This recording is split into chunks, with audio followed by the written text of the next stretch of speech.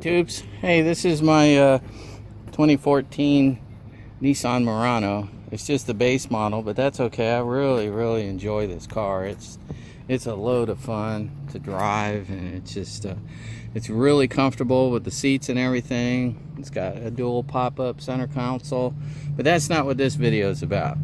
What my video is about is I took this down to a place to get the oil changed.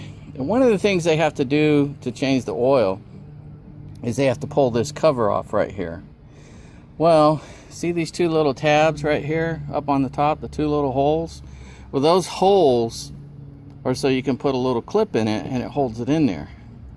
Well, the technician forgot to put those clips back in or make sure they were secured, and it came loose and it started just chewing the heck up out of it, and I was at work. And in order to get home, I had to literally rip the inner fender well piece out because I didn't have tools with me, because I don't keep tools in this car because it's so reliable. Well, it doesn't speak much for the technician, I guess. So here's what happened when I ripped the old one out. These right here came off. Other than that, the piece was in, perfectly good condition.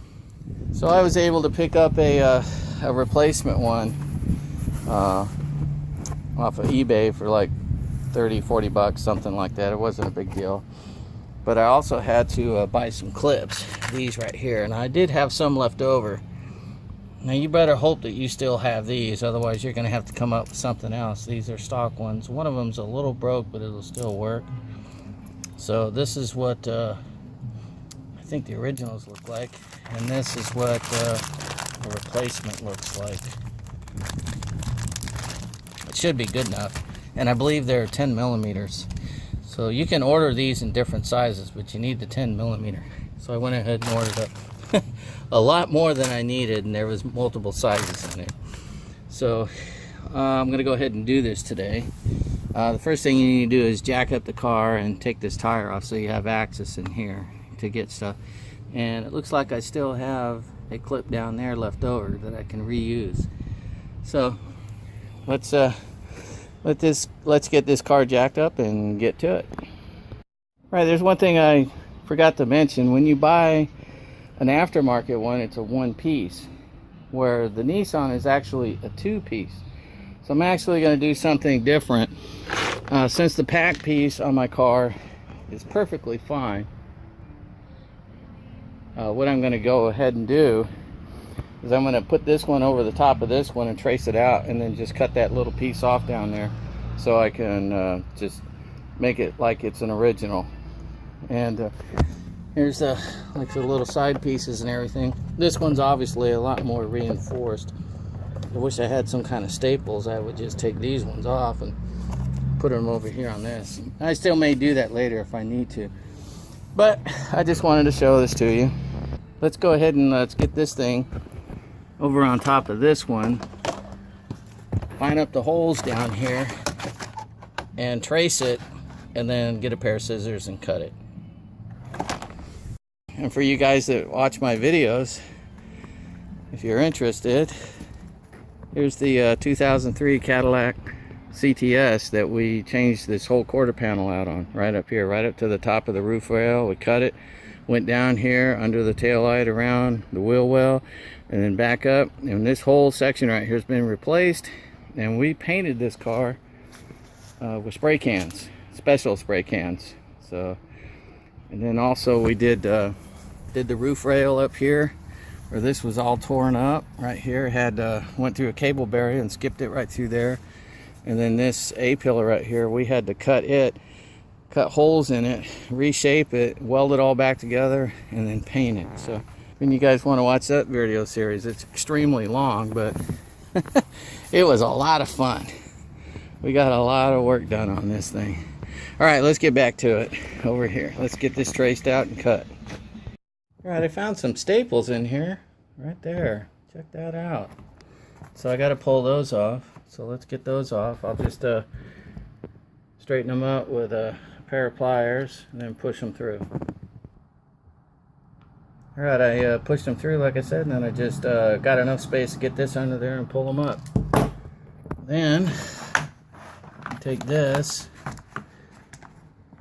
line up the holes right there, and then trace around it with a black marker. And that's what you end up with. I don't know if you can see it, but there's actually a marker right here. So what I'm going to do now is I'm going to get my scissors. I'm going to cut it out. Alright, there we go. Got it all cut out. Looks real similar to the other one. It's not as pointed right here, but I don't think it's going to matter. So now we got to go jack up the car and stick it on. First thing you need to do to jack up your car is remove 3 of the 5 lug nuts. You must leave 2 on. However, just loosen these up. Just loosen them up so after you get the car jacked up, you can go ahead and get them off. So you loosen them up. When I mean loose, I mean just like a turn and a half, counterclockwise, and then remove 3. Leave these 2 on. If you don't, the car will fall and this tire could fall over and smash you. So be careful. Alright, for jacking points, you can either use the manual, which I recommend, or if you're experienced, I always use the subframe, and then I put the jack stand usually under the subframe, or I'll put it under an A-arm where it can't slide. Now the front lower control arms are A-arms. If you don't put them on right, they can slip. So if you don't know what you're really doing, then go ahead and put them under the frame. But I'm going to show you how I do it, and to keep myself safe.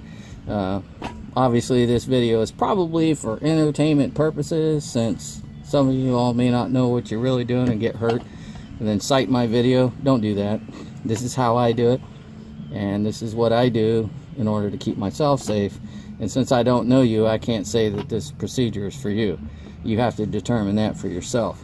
So once I get up under the frame, I go ahead and set my hydraulic jack up and go ahead and jack the front up like this, and make sure you got the back tire chocked up and everything as well, because if you lift it off and you have a front wheel drive like this one is, and then the tires aren't chocked, the car can roll because the jack has wheels on it, especially if you're on an inclined driveway like mine. So let's get this jacked up and get the jack stand underneath it, and then I'll show that to you. Alright, here's a good spot right here, right underneath the main subframe, and right here where the main bolt mounts to the body in the car and everything, or the control arm. Obviously that's a strong spot, otherwise they wouldn't have connected the lower control arms, which have the wheels attached to them. So that's the spot I'm going to choose. So let's go ahead and get that tire off now. Oh, and as an added precaution, after I go ahead and drop my car onto the jack stand, I always leave the hydraulic jack underneath as added protection. So let's go ahead and get the tire off now. Alright, now that the car is supported by jack stands, you can go ahead and get those lug nuts off. So let me get this off of here, and then we'll set the tire underneath the car over there for additional added protection. Alright, we got the tire off, and I set it under there for added protection. We have our jack stand down here supporting the vehicle for us, and we have our hydraulic also being backup protection as well. Now for you guys who are not familiar with the components in the car, just as a little lanyap, as we call it down here in the south, lanyap means just a little bit extra. This is your front brake disc rotor, or disc rotor. This right here is your brake caliper. This is what actually compresses and hooks onto this disc and stops the wheel from turning. This area over here, this is your air compressor, and the part that you actually see here is your AC clutch. That's the part that engages when you turn your AC on. This is called your Serpentine Belt because it's got like grooves in it, and it spins on this. This is it's called a belt tensioner that keeps that belt tight, so everything is tight on here. This is your Harmonic Balancer, It's what takes and absorbs some of the engine noises and keeps it vibrated and keeps the engine somewhat in balance. This is your oil filter. This is the piece that they changed along with the oil when they forgot to put the clips back in up here, so that it wouldn't get down into my wheel and rub, which caused all this problem. This is called an idler pulley. What that is, it just takes up some of the slack on the belt, or not slack, but it takes up some of the belt so it can deflect around certain parts of the vehicle here and go up towards the top over here. This is called the CV shaft, or constant velocity. It's basically your front wheel drive driving axle is what it is. This is your lower control arm. This is what actually supports your tire frame and all the driving assembly over here for your wheel assembly and wheel hub assembly. This is your front strut, or McPherson strut. It's basically a shock absorber and all in one unit. And these are the bolts that mount it. If you ever remove these bolts, you need to get a front end alignment, so don't do that unless you absolutely have to. This is your actual steering arm.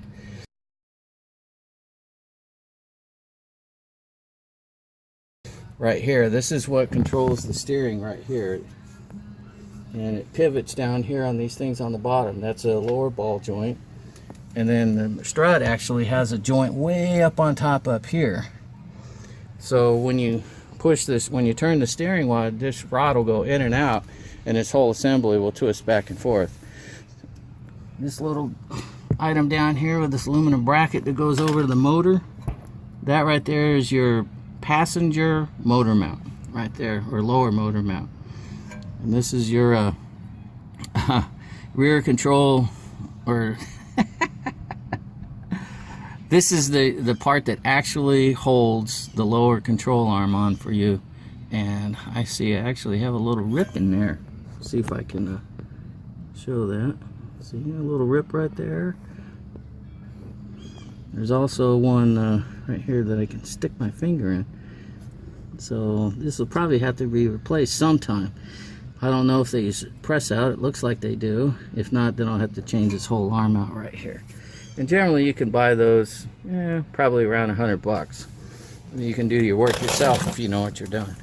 So that's just a quick tour. Oh, this is your brake line, by the way, and that's real important. It goes down here to your brake caliper right here. And you hear people about bleeding brakes. That's what this is. This is a brake bleeding port. That is when you put fluid in it, usually air gets in the line, so you need to get that air out, and this is how you get it out. You have somebody push on the brakes, and you open this up, and it squirts fluid out.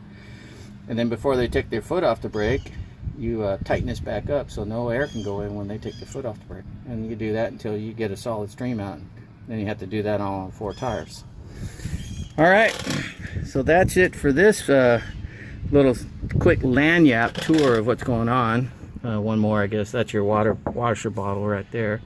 And somewhere on here there'll be a motor. I don't know if it's down below. It's probably down here.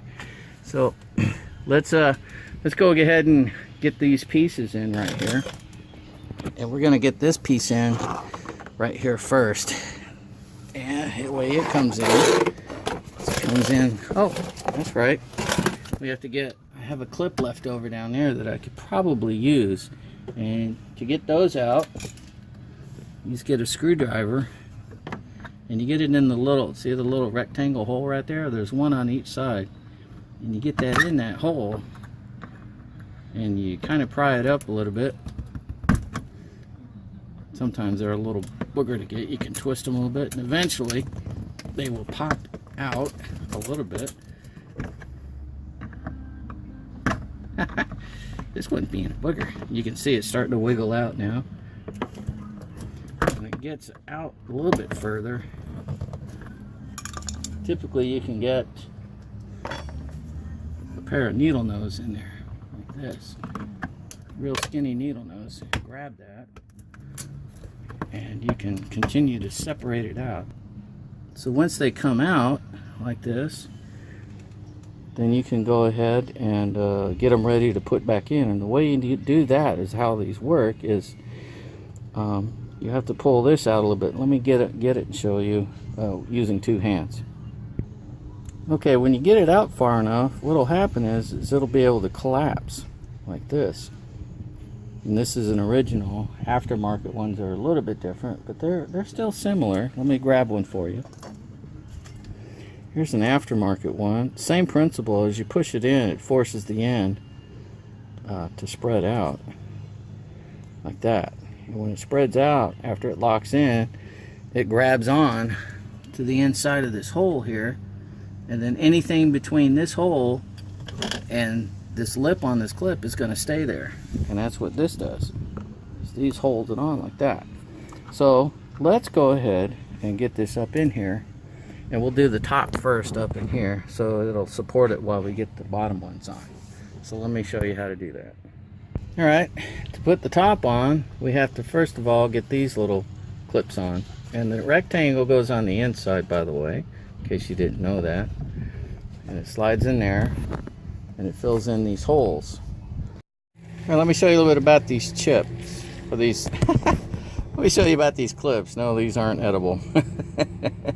They go on this way, and then this portion right here actually goes up in the fender and mounts on these little tabs right here. Sure, they mount on that way, and what that does is holds the edge of this inner fender on. So anyways, they hold the inner fender well on, and they hold this right here, and there's a couple other holes around here that we have to deal with. So let's go ahead, and I'm gonna go ahead and put these clips on here like this one. This one's already on, and it just goes on like this. If I can do this one-handed. I don't know. All right, I'll get it on there. Now I've run into a small problem with this aftermarket clip. They didn't trim the fender quite right, so it doesn't lock in. Let's see if I can get it there. It doesn't lock in like it should, because this part right here is too long. You can actually see where it's supposed to be cut right through here. This one was a little long, but I was able to get a screwdriver under it and just kind of smush it in there, and it's not going anywhere now. So I don't think I can do that with this one. It's just a little bit too long. See where it's round right there next to my finger here? I have to cut all that off. So let me go get a pair of scissors and take care of that. All right, I got it trimmed up now. Let's see if I can't get this on here. There we go. It needs to go on this side of that. So let me get a screwdriver. I'll do the same thing I did with the last one. Just kind of push it down there. There we go. That's what it should look like, just like that. And now these parts right here, that's what hooks on to the actual fender right there. That's where they hook on. All right, you want to start by putting the cover inside and then grabbing those clips and putting them on there like that so that they lock in. And do this one up here too. Let's see if we can show that. I don't even know. I have to play with them a little bit to get them in there, but that's where they go. So let me get that in there. All right, after you get those upper clips in, oh, there's one right up in there.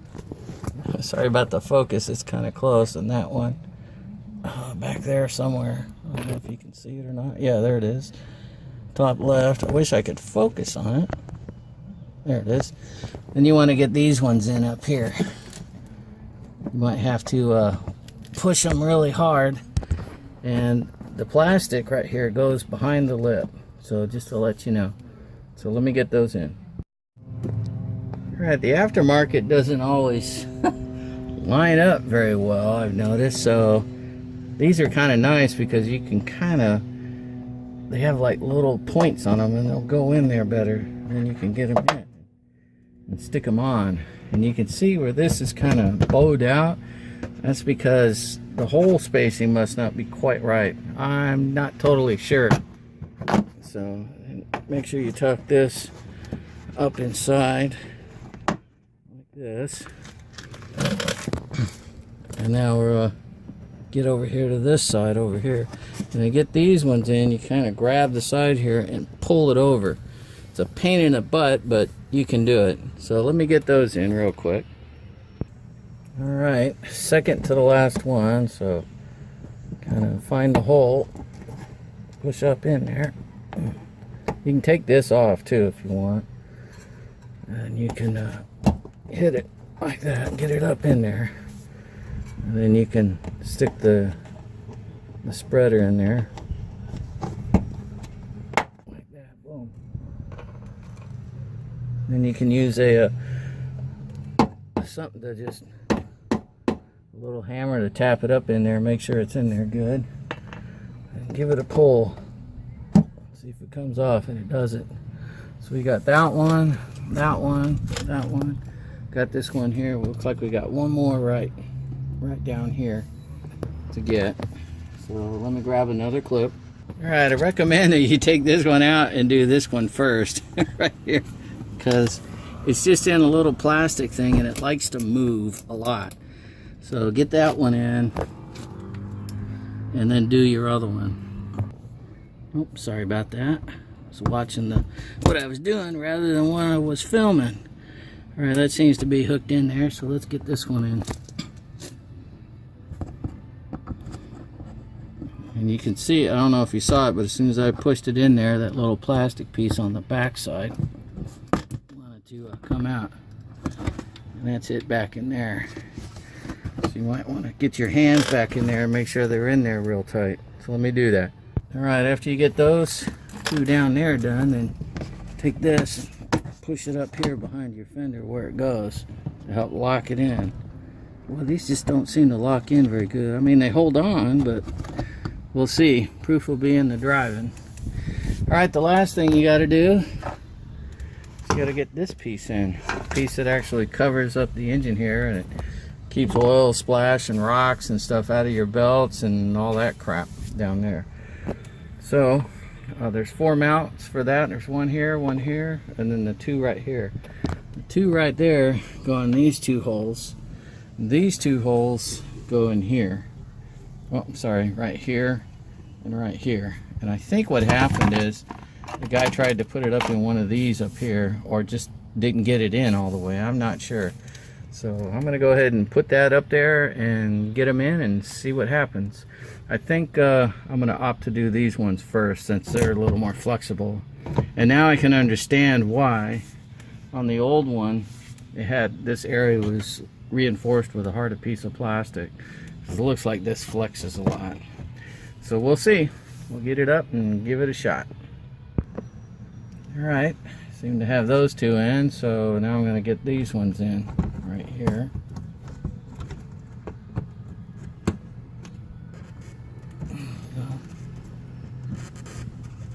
Boy, they just don't want to go in. There we go.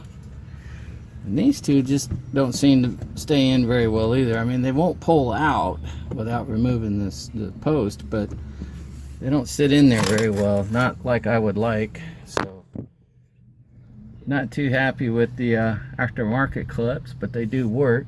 So let's see if we can't get this one in now. Get in there all the way.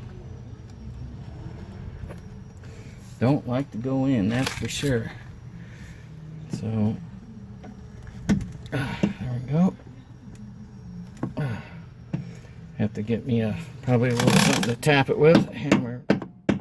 There it goes. So I'll check that out. Probably go get me a... Oh, there it is. Okay. That one's in. Alright. Well, there we are.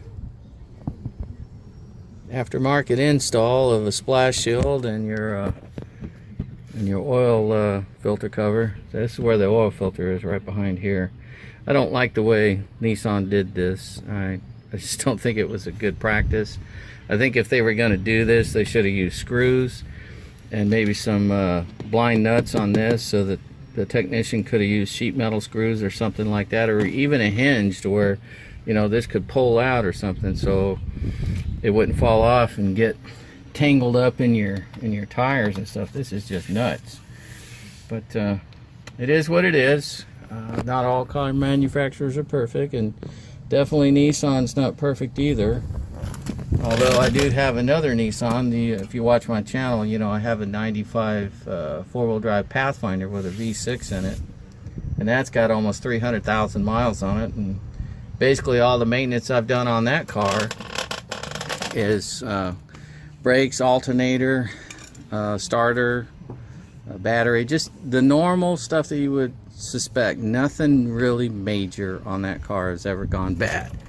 So with that being said, I want to thank you guys for watching my little project here.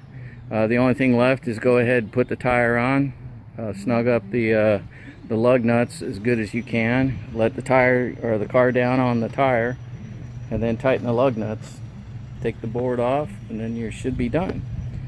So that's how you install an aftermarket splash shield in your fender well.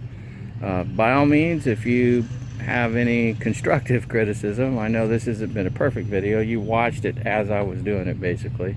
I've never done it before. So thanks for watching, guys. God bless you all, and keep none you out. Bye.